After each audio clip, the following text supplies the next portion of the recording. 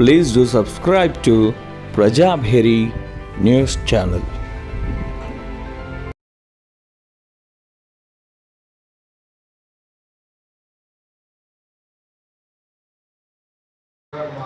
ఆదేశాలు ఇచ్చిన కనుక దాంతో నేను ఈరోజు మీకు మీడియేషన్కు సంబంధించిన విషయాలు కానీ కొన్ని మన చుట్టుపక్కల ప్రజలకు సంబంధించి మనం ఎలాంటి సేవలు చేస్తారనే విషయంగా మీకు ఈరోజు తెలపడం జరిగింది. నాకు ఈ అవకాశం ఇచ్చిన దానికి న్యాయ సేవ ధన్యవాదాలు ఫర్దర్గా మీడియేషన్ అంటే ఏదో కాదు, ఇరు వర్గాల మధ్యన ఏర్పడిన మనస్పర్ధలని మంచి వాతావరణంలో, స్నేహపూర్వక వాతావరణంలో మనం ఏ విధంగా తొలగించుకొని మనస్పర్ధలు పోయి మనం కలిసి ఉంటామా, మనం ఏం చేద్దాం, ఫర్దర్ ఒక అవగాహన రావడానికి ఏర్పాటు చేసిన దాన్ని మీడియేషన్. ఆ మీడియేషన్కు ఇక్కడ అప్లికేషన్ పెట్టినప్పుడు ఇరు వర్గాలకు సంబంధించిన విషయాలని ఆ మీడియేటర్ అంటే ఆయన ఫస్ట్ పరిచయం చేసుకుంటాం. నేను ఇక్కడ మీడియేటర్గా చేస్తున్నాను. ఆ మీడియేటర్ ముందు చెప్పిన విషయాలు మీరు ఏవైతే ఉంటాయో అవి ఏ కోర్టులో కానీ ఎవరికి కానీ తెలియవు. ఆ మీడియేటర్ తప్పితే ఇంకెవరు తెలియదు. ఆ మీడియేటర్ ఏం చేస్తున్నట్టంటే ఇరు వర్గాలకు సంబంధించి ఫస్ట్ జాయింట్ సెషన్లో వాళ్ళ సమస్యను సంబంధించి వినడం అని జరుగుతుంది. అప్పుడు ఇరు వర్గాలకు కూడా సమాన అవకాశం అనేది ఇస్తారు. ఒక వర్గం వారి మాటలు ఇంకొక వర్గం వారికి మాట్లాడకుండా వాటిని వీరికి అడగకుండా ఉండదు. ఇరు వర్గాల వారికి కూడా సమాన అవకాశం అనేది ఉంటుంది మీడియేషన్. తర్వాత మళ్ళా మీకు ఒక మంచి అభిప్రాయానికి రానప్పుడు, సమస్య కొలికి రానప్పుడు మనం ఏం చేస్తామంటే మళ్ళీ ఒక సమయం అనేది వారికి ఇవ్వడం అనేది జరుగుతుంది. ఆ విధంగా మరో టైం ఇచ్చిన తర్వాత ఆ ఇరు వర్గాల వారు ఆ సమస్యని, మీ సమస్యని మీరే ఏ విధంగా పరిష్కరించుకుంటారు, ఏమన్నా అవకాశాలు ఉన్నాయా, ఇంకా ఆలోచించుకోండి, ఫలానా విధంగా ఇంకేమన్నా అని వాళ్ళకు మంచి వాతావరణంలో ఎక్కడన్నా పాయింట్ పోతే ఇంకొకసారి ఆలోచించండి. ఆ విషయం మీద మీరు భవిష్యత్తు దాన్ని కొలికిచ్చే అవకాశం ఉంటుందంటే ఒక వాతావరణాన్ని ఈ మీడియేటర్ అనేది కలిగిస్తుంది. కలిగించిన తర్వాత దాన్ని దాదాపుగా ఈ మీడియేటర్ దగ్గర 3 నెలల వరకు కోర్టుకు సంబంధించిన విషయాన్ని దగ్గర పెట్టుకొని వాళ్ళకు మీడియేషన్ చేసే అవకాశం ఉంటుంది. ఇది కేవలం మీడియేషన్ చేసిన వారికి మాత్రమే వారి దగ్గర మీరు చేస్తా అంటే మీకు నడదు. కనుక ఆ వ్యక్తి ఇరు వర్గాలను చేసిన తర్వాత వాళ్ళు కనుక కలిసి ఉంటామంటే ఒక ఎంఓయూ రాస్తారు, మ్యూచువల్ అండర్స్టాండింగ్ అగ్రిమెంట్ అని రాసిన తర్వాత అప్పుడు అది కోర్టుకు పంపిస్తే కోర్టు వారు ఆ విధంగా కలిసి ఉంటాయని చెప్తారు. ఒకవేళ వాళ్ళిద్దరికి ఉండము అనుకుంటే వాళ్ళిద్దరికి ఏం చేస్తారంటే ఈ the case is not settled అని రాసేసి మేము రిటర్న్ పంపించేస్తాం. మీకు ఈ మీడియేషన్ విషయంలో ఎందుకు ఈ రోజు పిఎల్వి అయితే ప్రత్యేకంగా ఎత్తుకోవాల్సి వచ్చిందంటే ఈ మీడియేషన్ అనేది ముఖ్యంగా ఆస్తి తగాదాల విషయంలో ఎక్కడైనా జరిగితే కానీ, డబ్బుల విషయంలో ఎక్కడైనా జరుగుతుంది కానీ, భార్యాభర్తల విషయంలో ఎక్కడ జరిగితే కానీ, అన్నదమ్ముల మధ్య ఏదైనా చిన్న చిన్న తగాదాలు ఉంటే కానీ మనము కోర్టు ద్వారా కాకుండా మన న్యాయ సేవా సంస్థలో మా ఇద్దరి మధ్యన, మా భార్యాభర్తలకు మధ్యలో తగు వస్తుంది. దీనికి కారణం భార్య అంటది వాళ్ళ అన్నదమ్ములే, మా అత్త మామ వాళ్ళ వల్లనే నా భర్త మాటిన కషిని అనొచ్చు. భర్త అన్నాడు మా అత్తమ్మ మామ వాళ్ళు చెప్పడం వల్లనే, మా మామడి వాళ్ళు చెప్పడం వల్లనే వీళ్ళు వినకషను అని వాళ్ళిద్దరి మధ్యలో ఉన్న సమస్యని మనం కనుక ఒక తెల్ల పేపర్ మీద రాసిచ్చినప్పుడు ఇక్కడ పిఎల్సి అని అంటారు, ప్రైమరీ లిటిగేషన్ కేసు కింద కౌంట్ చేసుకొని వాళ్ళు ఇరు వర్గాలకు నోటీస్ పంపించినాక మన డిఎల్ఎస్ఏ నుండి 40 hours ట్రైనింగ్ చేసిన వాళ్ళు ఎవరంటే కాదు, స్పెషల్ ట్రైనింగ్ హైకోర్టు వాళ్ళు ఇచ్చింది ఉంటుంది. స్టేట్ లీగల్ సర్వీస్ ఆధ్వర్యంలో జరిగిన వాళ్ళు ఉంటారు. మా దగ్గర దాదాపు ఒక 11 మంది ఉన్నారు నిజామాబాద్. వాళ్ళకు సంబంధించి వాళ్ళ దగ్గర పంపించినప్పుడు వాళ్ళు ఒక సమయాన్ని కేటాయిస్తారు. కేటాయించినాక ఆ ఇరు వర్గాలతోటి సాధ్యమైన మటుకు సమస్యను సెటిల్ చేయడానికి వస్తుంది. ఆ సెటిల్ అయిపోతే మీరు మంచిగా కలిసిమెలిసి ఉండాలని చెప్పేసి మనకు అవార్డు ఇస్తారు. డబ్బుల విషయం జరిగినా కానీ, మన దగ్గర భార్యాభర్తలు జరిగినా కానీ, కోర్టులో జరిగినా కానీ మన దగ్గర పిఎల్సి వేసుకుంటే డైరెక్ట్గా ఇక్కడికి వచ్చి కూడా మనం ఆ మీడియేషన్ చేసే అవకాశం అనేది ఉంటుంది. కనుక ఈ పిఎల్సి అనేది ఇప్పుడు ఖచ్చితంగా కోర్టులో వేసే ప్రతి సివిల్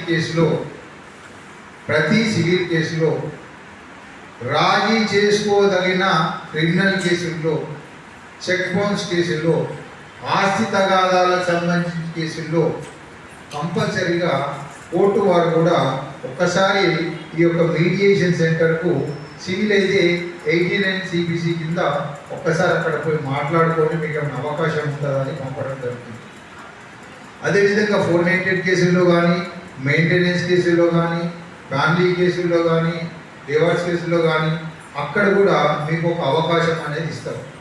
పోయి ఒక్కసారి చూడండి, మీకు నచ్చితే ఓకే, నచ్చకపోయినా ఓకే. అక్కడ పోయించినక్కడ మేము ఇక్కడ రాసే రిపోర్ట్ ప్రకారంగా ఫర్దర్ అక్కడ ప్రొసీడింగ్ అనేది జరుగుతుంది. నచ్చిందనుకో వీళ్ళు కలిసి అనేసి మేము ఆ ఎంఓయు వాళ్ళతోనే రాయించి సంతకాలు తీసుకొని అక్కడికి పంపినక్కడ మనకు అక్కడ కేసు అనేది తీసేయడం జరుగుతుంది.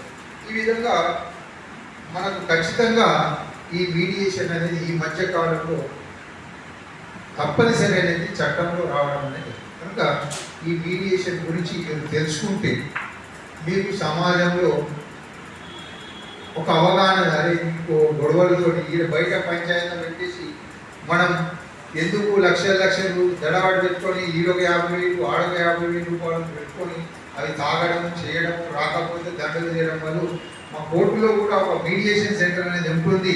ఆ మీడియేషన్ సెంటర్లో మీరు అప్లికేషన్ ఇస్తే అక్కడ మన సమస్యని పరిష్కరిస్తారు అనే భావన అనేది మనకి ఇక్కడ ఏర్పడుతుంది. కనుక ఆ విధంగా మీరు పిఎల్విగా అలాంటి అవకాశాన్ని ఈ చుట్టుపక్కల వారితో తీసుకొని మన దగ్గర సమస్యలని పరిష్కరించుకునే అవకాశం అనేది ఉంటుంది.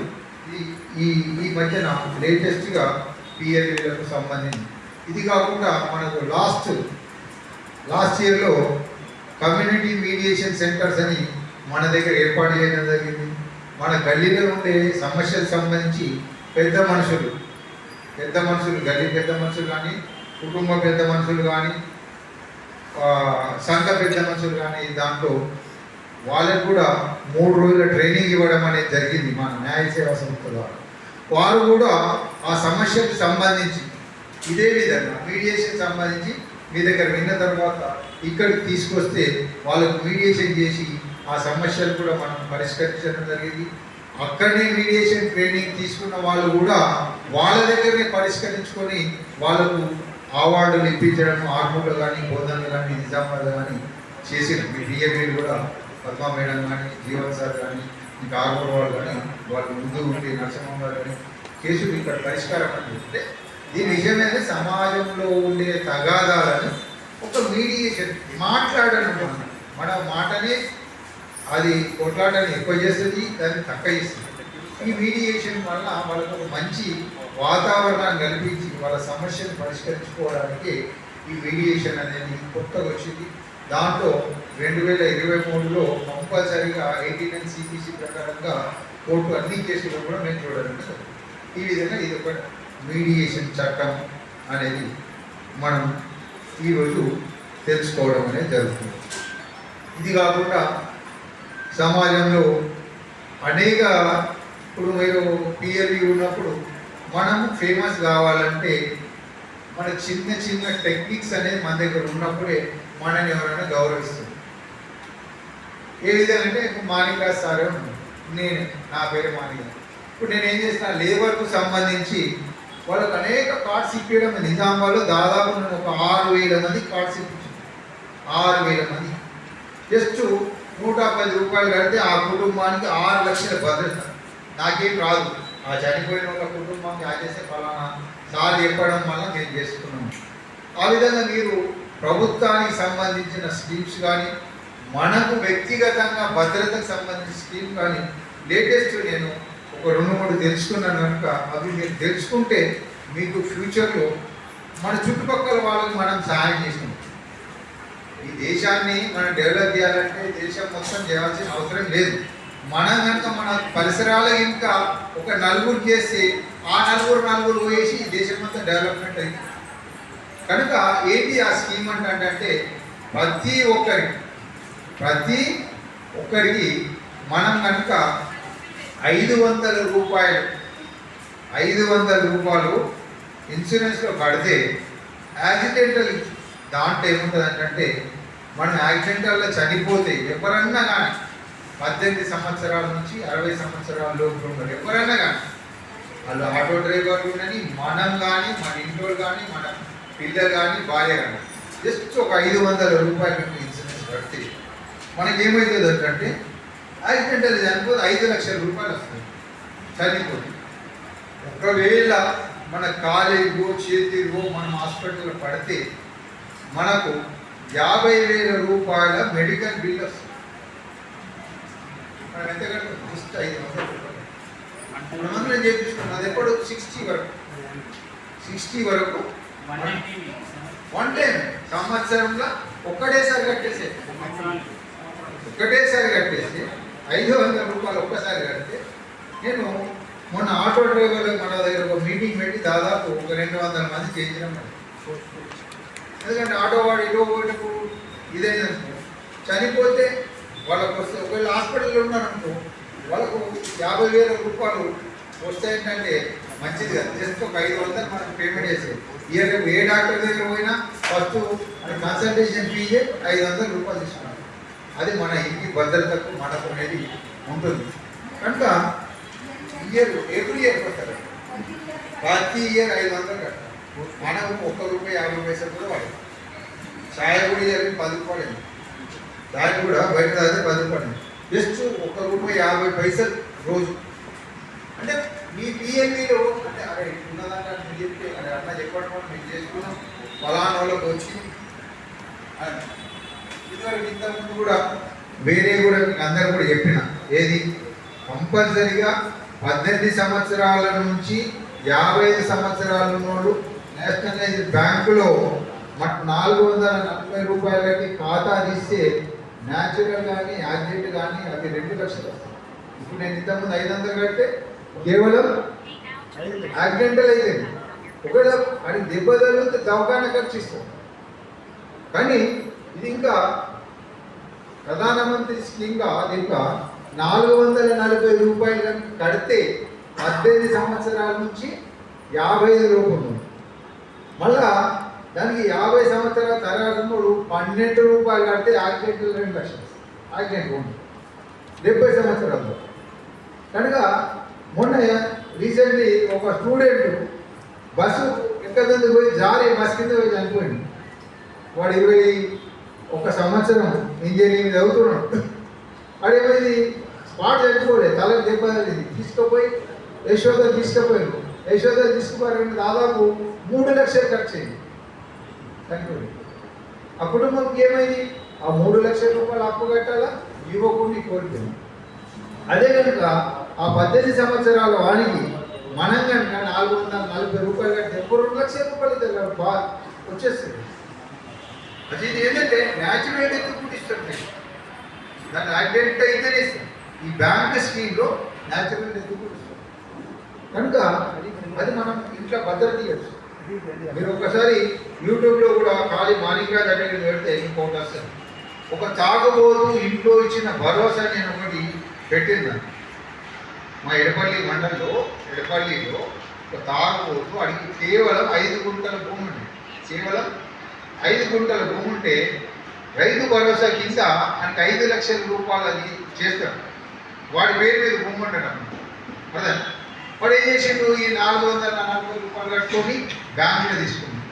తర్వాత కొంచెం తాగుబోతున్న మహామేధావి ఏం చేసి మళ్ళా టీఆర్ఎస్ పార్టీలో ఉండి అట్లా యాక్టివ్ కార్యకర్త అని చెప్పేసి అక్కడ చేసుకుంటే వాళ్ళకు 2 లక్షల రూపాయలు స్కీమ్ ఇచ్చి వాడు ఇంట్లో ఎప్పుడు చనిపోతాడా అని భార్య వాళ్ళందరూ వాడు చనిపోతే 9 లక్షలు.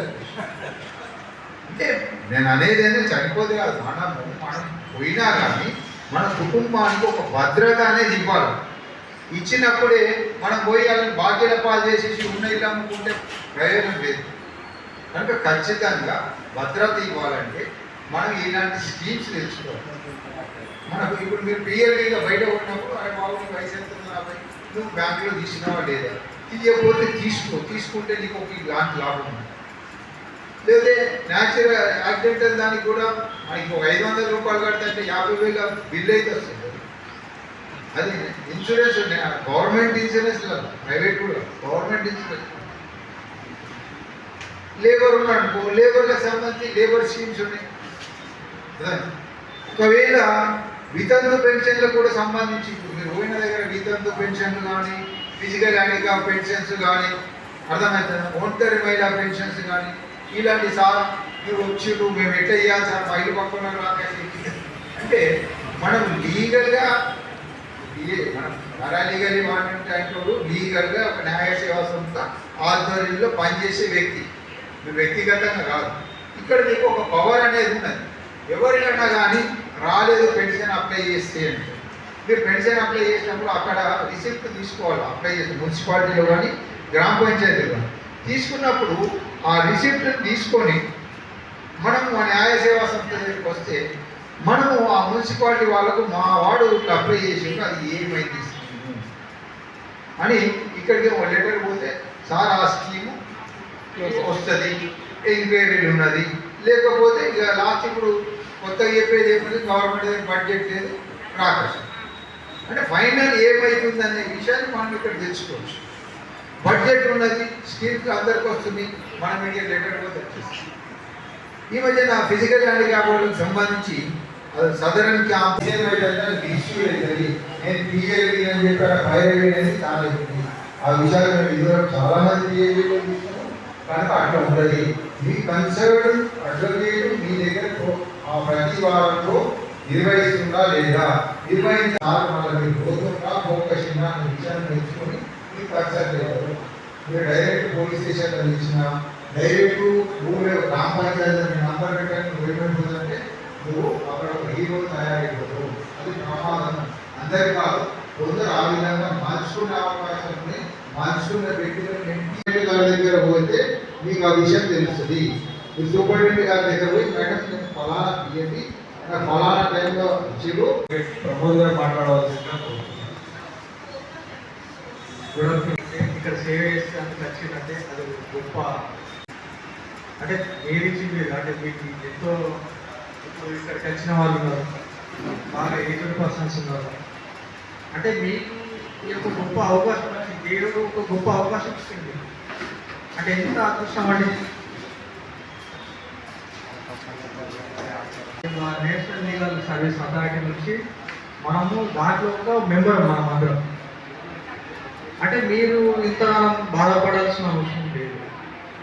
ఇప్పుడు రవీంద్ర గారు అన్నట్లు మనకు రెగ్యులర్ సెక్రటరీ వచ్చినప్పుడు మీ యొక్క సమస్యలు ఏమున్నా కానీ, అంటే మీకు ఐడి కార్డ్స్ కానీ ఏది కానీ మీ యొక్క సమస్యలన్నీ పరిష్కారం జరుగుతాయి. హాస్పిటల్ తీసుకుపోవటము, హాస్పిటల్ నుంచి మళ్ళీ కోర్టుకు తీసుకుపోవటం, ఇట్లా రకరకాలుగా తిప్పించేవారు. ఈ పరిస్థితుల్లో ఏదైతే ఆ బాధితురాలు ఉన్నారో బయటికి చెప్పుకోవడానికి కానీ లేకపోతే ప్రజల్లో నాటడానికి ఇష్టపడరు కాబట్టి అటువంటి వాళ్ళు మధ్యలోనే దిగిపోయే పరిస్థితులు ఏర్పడతాయి. అటువంటి వాటిని ఎదుర్కొనడానికే భరోసా కేంద్రాలు ఏర్పాటు చేసి సొసైటీలో ఎవరైతే మైనర్ పిల్లలపైన వస్తున్నటువంటి అగాత్యాలని వాటికి ఒక కట్టడి చేయాలనే ఉద్దేశంతో గట్టి చట్టాలు చేస్తూ వాటిని నాన్ బెయిలబుల్ కేసుల కింద ట్రీట్ చేస్తూ ఒకసారి అమ్మాయి కనుక ఈ పలానా వ్యక్తి ద్వారా అయిందని చెప్తే దానికి ఇక రుజువులు కానీ ఇవన్నీ లేకుండా చట్టం తరపున తను చేసుకోపోయేటువంటిది భరోసా. ఇక సఖీ సెంటర్లు ఏంటంటేనో మామూలుగా ఎవరైతే పెద్దవారు అంటే వివాహం అయినటువంటి వివాహస్థ ఏజ్ ఎంత ఆకు పెట్టుకొని అన్నాం కాబట్టి వయోజనైనటువంటి గృహిణులకు వాళ్ళకు ఏర్పడేటువంటి సమాజంలో వాళ్ళకి ఏర్పడేటువంటి అన్ని కష్టాలకి ఒక షెల్టర్ జోన్గా ఏర్పడింది సఖీ సెంటర్. వీటిలో ఏంటంటే హెరాస్మెంట్సే కానీ భర్త వేధింపులు, తర్వాత అత్తమామ వేధింపులు, అదేవిధంగా ఒకవేళ భర్త చేత వదిలివేయబడ్డటువంటి మహిళకు ఇతరులతో ఉన్నటువంటి ఏదన్నా సమస్యలు ఉన్నట్లయితే వాటినన్నింటినీ పరిష్కరించుకోవడానికి సఖీ సెంటర్లు పనిచేస్తున్నాయి. వీటిని కొన్ని ఆర్గనైజేషన్స్ కూడా తమ వంతు బాధ్యతగా తీసుకొని చేస్తున్నటువంటి పరిస్థితి మన నిజామాబాద్లో ఉంది. సఖీ కేంద్రం ఎవరు ఆధ్వర్యం వస్తుంది, దాన్ని సంప్రదించాలంటే ఏం చేయాలి?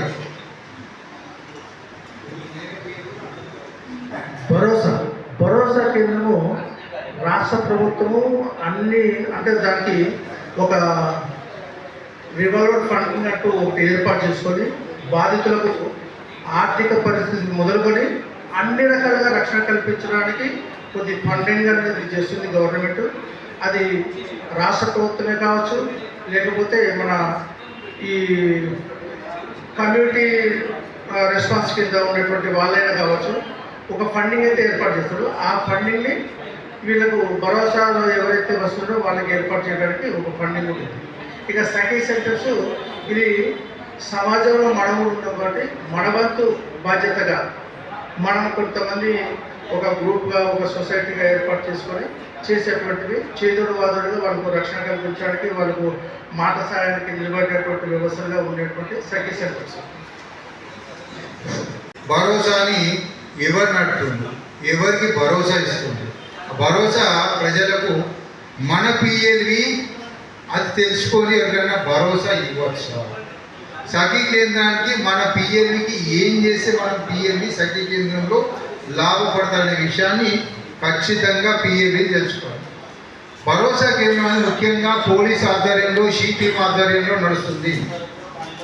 ఎవరన్నా అమ్మాయిలను కానీ ఆడవారిని కానీ వారికి ఇబ్బందులు పెట్టినప్పుడు ఈ భరోసా కేంద్రంలో ఉండే టీమ్ వాళ్ళు వాళ్ళ మీద చర్య తీసుకొని అక్కడ కౌన్సిలింగ్ అనేది ఇస్తారు. అవసరమైతే వాళ్ళని కేసులు నమోదు చేసి కోర్టులో చేస్తారు. ఆ విధంగా అభద్రత ఏర్పడిన మహిళలకు ఆ భరోసా కేంద్రం అని ఇస్తుంది. ఈ భరోసా కేంద్రము మన యొక్క పోలీస్ కమిషనర్ ఆఫీసు వెనుక సైడ్లో ఆఫీస్ ఉంటుంది. ఎవరికైనా అమ్మాయిలకు అభద్రత కలిగినా వాళ్ళకి టీమ్ వాళ్ళకి ఫోన్ చేస్తే వాళ్ళు వచ్చి వాళ్ళని తీసుకుపోయి ఆ యొక్క భరోసా కేంద్రంలో కౌన్సిలింగ్ అనేది ఇస్తారు. సఖీ కేంద్రానికి సంబంధించింది ఇది ప్రభుత్వ ఆధ్వర్యం నడుస్తుంది. ప్రతి విషయాన్ని ఒంటరి మహిళలకు కానీ వృద్ధులకు కానీ ఏమన్నా ఇబ్బందులు ఉంటే అక్కడ వెళ్తే వారు మనకు సరైన గైడెన్స్ ఇచ్చి అవసరమైతే మహిళలకు సహాయం చేసి కేసు నమోదు DVC కేసులు కానీ 490కి సంబంధించిన వివరాలు కానీ ఎంక్వైరీ చేసి సమాచారాన్ని సంబంధిత పోలీస్ స్టేషన్ కానీ సంబంధిత కోర్టులకు కానీ నివేదిక ఇచ్చేది సఖీ కేంద్రాలు. ప్రతి పిఎల్వి సఖీ అంటే ఏంటి, భరోసా అంటే ఏంటిది అనేది ఖచ్చితంగా తెలుసుకోవాలి. ఇంకొక విషయము సార్కు ఒక క్వశ్చన్ అడిగిన ఉమా గారు ఏమడిగారంటే అసలు కొత్త చట్టాలు పాత చట్టాలు ఏంటి? కొత్త చట్టాలు అంత గది మారింది కాదు. దీంట్లో చాలా అసలు ఎంత మార్పు జరిగిందనే విషయాన్ని మీరు ఇప్పుడు తెలుసుకుంటారు. ఇది వరకు ఒక కేసులో 4 వ్యక్తులు ఉంటే ఒక వ్యక్తి రాకపోతే ఆ వ్యక్తి కేసుని పక్కకు పెట్టేసి మిగతా వ్యక్తుల కేసులను నడిపేవారు. కానీ ఇప్పుడు ఆ సిస్టమ్ ఉన్నది ట్రయల్లో. ఆ వ్యక్తికి వీళ్ళకు ఎలాంటి శిక్షలు పడితే వాడు రాకపోయినా అదే శిక్ష పడుతుంది. ఆడ అవకాశాన్ని కోల్పోతాడు, కోర్టులో నివేదించి చెప్పుకునే అవకాశాన్ని కోల్పోతాడు. కనుక ప్రతి ఒక్కడు కోర్టుకు హాజరు కావాల్సిందే. తర్వాత వీళ్ళు ఏం చేస్తారంటే వీడియో సంబంధించింది రికార్డ్ ఎవిడెన్స్ చేస్తుండ్రు. ఇప్పుడు మనము ఇంతకుముందు పోలీసులు భయపెడితే అరే వాళ్ళు చెప్పినా నీకు వచ్చి నాకు ఏం తెలియదు సార్ అంటే ఆ వీడియో రికార్డింగ్ చేస్తే వీడి మీద కేసు అవుతుంది. అంటే సాక్ష్యాన్ని కూడా భద్రత పరచడానికి కొత్త చట్టాలు ఉన్నాయి, పాతలాగా లేవు. చాలా మార్పులు జరిగినాయి. మహిళలకు సంబంధించి అనేక విషయాల్లో మార్పులు జరిగినాయి. కొత్త చట్టాలు అవి ఇప్పుడిప్పుడే ఇంకా ట్రయల్ కొత్త చట్టాలల్లో ఇంకా స్టార్ట్ కాలే. కొత్తకు చిన్న ట్రయల్ అవుతుంది. మున్పడిలాగా వచ్చేసి ఆ కేసులో తప్పైపోయింది నేను ఒప్పుకుంటే కేసు తీసేస్తా అంటే నడిచే కార్యక్రమాలు ఉన్నాయి. ఎందుకంటే పోలీసులు ఏమంటారు, మీకోసం ఎంతగానో కష్టపడాలా, ఆఖరి కోర్టుకు వచ్చిన తర్వాత మేము కాంప్రమైజ్ అయితే మేము వినాలా. అదేం సిస్టమ్ లేదు. కనుక సిస్టమ్ మారుతుంది, రాయల్ సిస్టమ్ మారింది. ప్రతి ఒక్కడు కోర్టుకు హాజరు కావాల్సిందే. రాకపోతే మున్పడిలాగా వాడు వచ్చే వరకు దుబాయ్ వెళ్ళిపోయిననుకో ఆ కేసుని పక్కకు పెట్టేసేది. వాడు వచ్చినాక మళ్ళా కోర్టుకు వచ్చినాకడే వాడి కేసు నడిపేది. ఆడు దుబాయ్లో ఉన్నాడు, శిక్ష పడిపోతుంది. శిక్ష పడగానే ఆడు దిగంగానే వాడు జైలుకి వెళ్ళిపోతాడు. అయ్యో నేను దాంట్లో లేనే లేదు, నేను అసలు కోర్టుకు హాజరు కాలని ముచ్చటనే లేదు. అర్థమైందా? కొత్త చట్టాలు అంతా ఖతర్నాకున్నాయి. అవి మీరు ముందు తెలుసుకుంటారు. అది ఏం చేసారు మార్పులు అనేది. చాలా ఏం చేసారు, ఈ నంబర్ తీసి ఆ నంబర్ వేసి ఆ నంబర్ తీసి ఈ నంబర్ లేదు. ట్రయల్ సిస్టమ్ చేయండి. ట్రయల్లో హాస్టల్ సిస్టమ్ని తీసేసింది. అదేనా? వీడియో రికార్డింగ్ చేస్తున్నారు. ఖచ్చితంగా వాళ్ళ రికవరీ దగ్గర పోతున్నారు. మున్పడిలాగా పోలీస్ అయినా కూకొని ఆడుంటే ఎలాగుంటానా అట్లా మీరు పక్క కోళ్ళు ఉంటారు, ఈయన తీసుకుని ఆయన తీసారు. లేదు, ఇప్పుడు వచ్చేసి వాడు రికార్డు చేస్తుండ్రు. వాడు పోయి ఎక్కడైతే ఇన్సూరెన్స్ దొంగతనం అయిందో ఆ ఇంటి కాడ పోయిన కాడ పోలీసుడు ట్యాబ్ పట్టుకొని దాన్ని ఆన్ చేస్తాడు. ఆ అక్షాంశాలు రేఖాంశాలు ఏది ఉన్నది అప్పుడు అలా నింపితేనే నీకు ఎఫ్ఐఆర్ వెళ్తుంది. పాతలాగా లేదు. వచ్చే అడ్వకేట్ కూడా మాకు కూడా చాలా కష్టతరము. మేము కూడా ఖచ్చితంగా చట్టాల మీద అవగాహన నేర్చుకున్నప్పుడే మేము మన కేసులు గెలిపిస్తాము. కనుక చాలా మార్పులు జరిగినాయి. ఈజీ లేదు. కొత్త చట్టాలు చాలా టఫ్గా ఉన్నాయి. అదే మెజార్టీ వాడే వరకు మనం కోర్టులు తిరగాలి. అది కేసు అయ్యే వరకు మనం కోర్టులు తిరగాల్సిందే. కానీ ఎప్పుడైతే ఈ 87లో ఈ లోక్ అదాలత్ చట్టాలు అనేది వచ్చిన తర్వాత ఇవి 95 ఇంప్లిమెంటేషన్ అనేది జరిగింది. అప్పుడు రాజీ మార్గమే రాజమార్గం అనే ప్రకారంగా కేసుల్లో, క్రిమినల్ కేసుల్లో కాంపౌండేబుల్, నాన్ కాంపౌండేబుల్ కేసులు అంటే రాజీ కుదుర్చుకునే కేసులు, రాజీ కుదుర్చుకోని కేసులు అంటే క్షమించడము, తప్పైంది ఇంకోసారి వేయము అని ఎదుటి మనిషి కనుక తీసేయండి కేసు అంటే తీసే కేసు. అదే మర్డర్ చేసి నాకు తప్పైపోయింది అంటే తీయదు. రేప్ చేసిన అటెంప్ట్ మర్డర్ చేసిన తీయదు. కొన్ని పర్టికులర్ టీ20 టేబుల్ అని దాంట్లో ఏవైతే రాజీ చేసుకుంటామో, ఏవైతే రాజీ చేసుకోమో అలాంటి కేసులు. అలాంటి కేసులకు ఈ 87లో వచ్చిన చట్టము మన 90 ఇంప్లిమెంట్ అయిన దానికి మనము తీసేస్తాం. అంతకుముందు కేసు అయిపోయే వరకు 10 సంవత్సరాల 20 సంవత్సరాల అది ఒక్కడు రావాల్సిందే. ఒక్క పూట రాసుకుంటే వారంటీ అయిపోతే ఆడి జైలు. అర్థమైంది? ఈ న్యాయ సేవా సంస్థ ఈ 87 యాక్ట్ వచ్చిందో, యాక్ట్ వచ్చిన తర్వాత జనాలకు అయిన లాభం.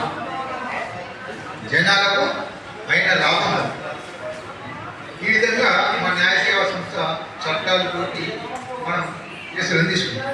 ఇంకొక విషయం కూడా మీరు తెలుసుకోవాలి. ఒక చట్టం ఉంటుంది ఏంటంటే మనకేమైతే మనకు కొట్టగానే కొట్టిన వాళ్ళకి 2 ఉంటారు, కానీ అచ్చిన 10 మంది పేరు రాపించేస్తారు. సాధారణం కాదు, 10 మంది పేరు రాపిస్తారు. రాపించినా కూడా 1 నెల 2 నెలలు అయితే 10 మంది మీద కేసు అయిపోయింది.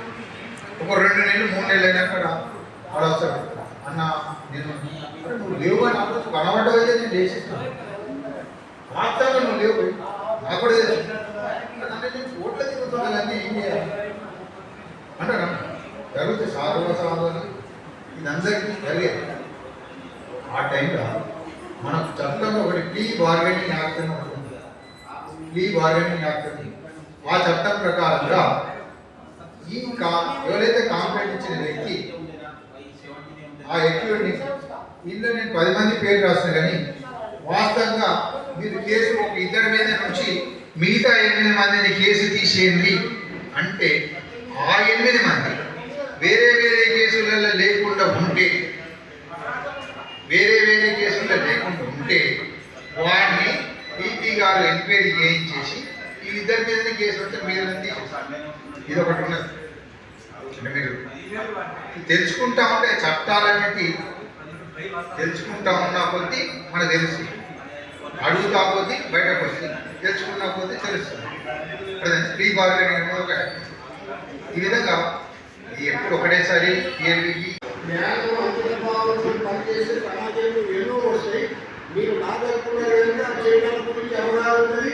పేదలకు మనకు చట్టం ద్వారా ఏ లాభాలు అయిపోయి ఎక్కడపోతే వాళ్ళు బాగుపడతారు, ఏ చట్ట పరిష్కరించడానికి మీరు సహకరిస్తారని సువిశాలమైనటువంటి న్యాయ వ్యవస్థ మీరు 5 ఏళ్ళు రాసినందుకు మిమ్మల్ని సద్వినియోగం చేసుకుని ప్రజాక్షేత్రంలో మీ యొక్క సేవని వాడుకుంటున్నారు. అంటే బిఏఎస్ ఉద్దేశం ఇప్పుడు మనకి సార్ 15 ఏళ్ళు అనేది తెలుసు, పోలీసుల బాధ్యత తెలుసు, శాస్త్ర బాధ్యత అన్ని అనుభవాలతో పనిచేయడం. అంటే మీకు వేదన ఇవ్వడం, మాకున్న గౌరవం ఇవ్వడం, మీకున్న గౌరవాన్ని సమాజంలో ఎదుర్కోవాలి, మీకున్న జ్ఞానాన్ని అనేది బిఏఎస్ ముఖ్య ఉద్దేశం.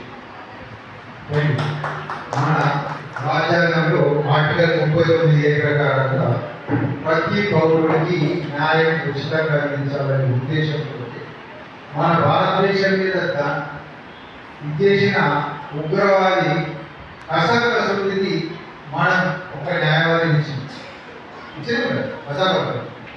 ఆ విధంగా సామాన్యులకు కూడా నిరుపేదలకు ఏమంటే ఏ దొంగతనం చేస్తే నేను నాకు అడ్వకేట్ ఉన్నాడా లేడు, నాకు అడ్వకేట్ ఫ్రీ ఇచ్చి బాగా ఉన్నాడు. బయట కాగానే ఇంతకంటే పెద్ద ఫోన్ ఉంటుంది, 1,00,000 రూపాయల ఫోన్ ఉంటుంది, కానీ నేను నిరుపేదను.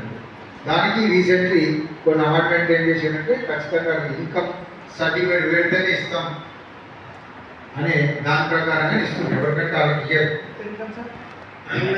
3 లక్షలు ఉన్న వాళ్ళకే ఉచిత న్యాయం అందిస్తారు. వీళ్ళు ఒక్కొక్క కోర్టుకు ఒక్కొక్కరు ఏఎంఆర్ కోర్టులో కోర్టు, ఏఎంపీ కోర్టులో కోర్టు అనేది ఉంటారు. వాళ్ళు ఆ విధంగా న్యాయ సేవా సంస్థ ఆదేశాల మేరకి వాళ్ళు న్యాయ సహాయాన్ని అందిస్తారు. బాగుపడుతున్నాడు కొడుకు దించేది, కోడలికి లేవని అని.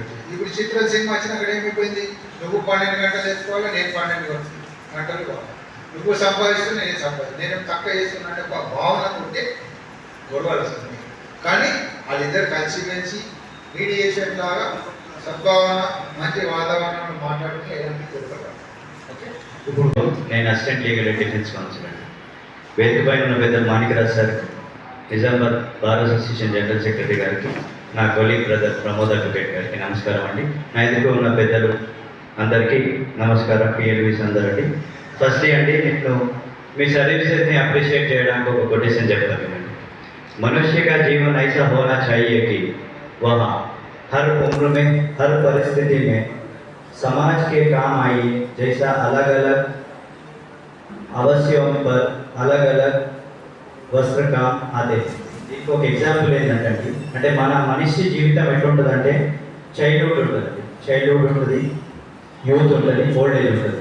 దీనికి ఒక ఎగ్జాంపుల్ ఏంటంటే ఇప్పుడు ఒక పెద్ద బట్ట ఉంది, ఒక పెద్ద బట్ట దాన్ని ఏం చేస్తామంటే దాన్ని కొన్ని రోజుల్లో ఒక వేరే విధంగా అంటే అది పెద్ద ఉంది కాబట్టి దాన్ని మనం వేరే పనికి ఉపయోగిస్తాం. ఇప్పుడు ఫర్ ఎగ్జాంపుల్ చెద్దర టైప్ అంత పెద్దది ఏదైనా ఉంది అనుకుందాం, దాన్ని ఏం చేస్తాం ఫస్ట్ అంటే ఒక ఫేమస్ పొలిటీషియన్ చెప్పారండి. కొటేషన్ ఇక పాలిటిక్స్ మనం తీస్తే మనకి ఎంత వేయకపోతుంది.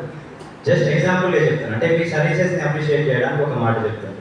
దాని తర్వాత ఏంటంటే అది కొన్ని రోజులు వాడుతున్నాం, అది పాడైపోతుంది. దాన్ని మనం వెంటనే పాడేయకుండా దాన్ని కట్ చేస్తే కూడా మనం ఇంకో పనికి యూజ్ చేయొచ్చు కదా, దాన్ని కవర్ చేయొచ్చు కావచ్చు, దాన్ని ఇంకా ఏదైనా లుంగి టైప్ లాగా చేయొచ్చు కావచ్చు. అది ఖరాబ్ అయిపోతుంది. దాని తర్వాత దాన్ని మనం ఏం చేయొచ్చు, కనీసం కట్ చేస్తే అది ఖర్చీప్ అవుతుంది కదా, అవునా కదా, ఖర్చీప్ కూడా ఖరాబ్ అయిపోయింది, ఇంకా మొత్తం బస్ అయిపోయింది అనుకోండి, దాన్ని తోడుకోవడానికి కూడా వాడచ్చు కదా. అంటే మన మనిషి జీవితం సమాజంకి అలానే యూజ్ కావాలని ఈ కొటేషన్ ఉద్దేశం అండి. ఇక్కడ మేము వచ్చిన ఉద్దేశం ఏంటంటే మీకు అంటే మినిమం లీగల్ నాలెడ్జ్ ఉంటారు, అంటే మీరు సమాజంలోకి పోతారు. అవునండి, మీకు ఏం తెలియదు, మీరు ఎట్లా వస్తున్నాను అంటారు. దానికి ఎగ్జాంపుల్గా ఇప్పుడు సార్ వాళ్ళు చెప్పినట్టుగా ఆల్మోస్ట్ అన్ని టాపిక్స్ ఓవర్వ్యూగా కవర్ అయిపోయాయి. కానీ నేను స్పెసిఫిక్ టాపిక్ చెప్తానండి మీకు. ఇప్పుడు మనం జనరల్గా ఫేస్ చేసే టాపిక్స్ ఏంటి, ఇప్పుడు మనిషికి మనిషి సహాయపడడం అంటే ఏంటి, ఇప్పట్లో డబ్బులు ఇస్తారు అంతే కదా. అదే దానికి ఎగ్జాంపుల్ ఏంటి, ఎన్యాక్ట్ కేసెస్ ఉన్నాయి. ఎన్యాక్ట్ అంటే ఏంటి, negotiable instrument act. Negotiable instrument act అంటే ఏంటి, మనం ఎవరి దగ్గర డబ్బులు తీసుకున్నందుకు వాళ్ళు ఏం చేస్తారు, ఉతికి ఇయ్యరు కదా, పెట్టిస్తారు. అయితే దాన్ని చెక్ పెట్టుకొని ఇవ్వడము అంటే ఏంటి, నా అవసరం తీరిపోయే టైంగా లేదా ఈ సమయంలో అంటే ఇన్ని రోజులలో ఇస్తాను, ఆ టైంలో నేను చెక్ చేసుకో. లేదా ఒక ప్రామిసరీ నోట్ ఇస్తారు. దాన్ని మనం ఏంటి అయితే ఎనాక్ట్ కేసు అయితే ఎనాక్ట్ కేసు వేసుకోవచ్చు, లేదు ప్రామిసరీ నోట్ ఉందనుకోండి దాన్ని మనం రికవర్ ఆఫ్ అమౌంట్ వేసుకోవచ్చు. దానికి ఏంటి ఇప్పుడు మనం డైరెక్ట్ అట్లా చేయడానికి మనం కోర్టులో కేసు వేయడానికి ఏం చేయాలి, మన ఇచ్చి మనం వేసుకోవాలి కదా. దానికి మనకు ఒక లీగల్ రెమెడీ ఏముంది, మనం ఏంటంటే నమ్మకంతోనే ఇచ్చేస్తాం. తర్వాత ఆయనకు అడుగుతాం పోయి డబ్బులు ఇవ్వడు, సరే నెల వారం సంవత్సరం చూస్తాం, తర్వాత అది మనకు వర్కౌట్ కాదు. ఆయన ఇచ్చిన చెక్ అయితే ఉంటాయి కదా మన దగ్గర ఒక వెపన్ ఉంది కదా అందరికి, దాన్ని మనం ఏం చేస్తాం బ్యాంక్లో చెక్ బౌన్స్ చేస్తాం. ఇప్పుడు ఈ చెక్ బౌన్స్ ఎన్ని రోజులు అండి? చెక్ బౌన్స్ అంటే మన క్రిమినల్ అఫెన్స్, క్రిమినల్ కేసు 138 కింద మనం డిజాల్వ్ ఆఫ్ చెక్ కింద వేసుకోవచ్చు. దీనికి ఏం చేయాలి మనము, దీనికి పనిష్మెంట్ మనకు 2 years విత్ ఫైన్. అట్లాగే వాళ్ళ డబ్బులు రికవర్ చేసుకోవడానికి మనకు కోర్టు లీగల్ రెమెడీ ఇస్తుంది. అవన్నీ ప్రూవ్ అయిన తర్వాత చెక్ 3 months అంటే చెక్ వ్యాలిడిటీ 3 months అండి. ఇక రాశి నుంచి వ్యాలిడిటీ ఇదంతా మనకు అడ్వకేట్ అప్రోచ్ అయితే మనకు అన్ని సజెషన్స్ ఇస్తారు ఎట్లా. ఎందుకంటే ఇప్పట్లో ప్రతి ఒక 5 ఫ్యామిలీస్కి ఒక అడ్వకేట్ ఉన్నాడు. ఇంతకుముందు అంటే లీగల్ నాలెడ్జ్ ఎవరికి ఉండకపోతుండే, ఎల్ఎల్పి అంటే అదంతా పెద్ద మనుషులు చేస్తానంటే ఇట్లా ప్రొఫెషన్ అయిపోయింది. కానీ ఈనాటి సమాజంలో లీగల్ ప్రొఫెషన్ అనేది చాలా ఇంపార్టెంట్ అయిపోయింది. ఎందుకు? ప్రతి ఒక్కరికి చట్టం తెలియాలి. నాకు చట్టం తెలియదు, నేను ఏమైనా పెట్టుకోను, నాకు వాళ్ళు అని చెప్పారంటే నాడు తప్పే అంతే. తెలియదు అనే దానికి చట్టంలో స్థానం లేదు. తెలిసి చేసినా తెలియక చేసినా నీకు పనిష్మెంట్ అయితే ఉంటుంది. అయితే ఇప్పుడు చెక్